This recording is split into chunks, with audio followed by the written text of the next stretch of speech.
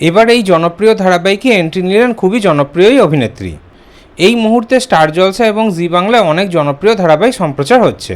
যে ধারাবাহিকগুলো দর্শকদের বেশি প্রিয় সেগুলোই তো প্রতি সপ্তাহে টিআরপিতে প্রথম দিকে থাকে। তার মধ্যে একটি জনপ্রিয় ধারাবাহিক হলো রাঙামতি তীরন্দাজ।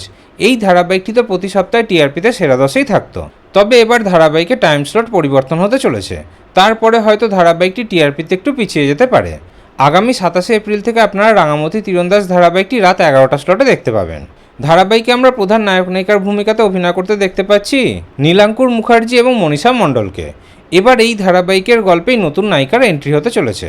সেই চরিত্রে বেশ জনপ্রিয় অভিনেত্রীকে অভিনয় করতে দেখা যাবে। ধারাবাহিকে বেশ কয়েক বছরের টাইম লিপ দেখানো হবে, আর তারপরেই ধারাবাহিকে নতুন নায়কেরও এন্ট্রি হবে। ধারাবাহিকে এন্ট্রি নিচ্ছেন অভিনেতা তথাগত, সাথে এন্ট্রি নিচ্ছেন অভিনেত্রী সৌম্য সরকারও, যাকে আপনারা গোধূলি আলাপ ধারাবাহিকে প্রধান নায়িকার ভূমিকাতে অভিনয় করতে দেখতে পেয়েছেন। ওদিকে নিমফুলের মৌ ধারাবাহিকে অভিনয় করতে দেখা গেছে তাকে। সেই সৌম্য সরকারকে আমরা এবার রাঙামতি তীরন্দাজ ধারাবাহিকে রাঙামতির মেয়ের ভূমিকাতে অভিনয় করতে দেখতে পাবো।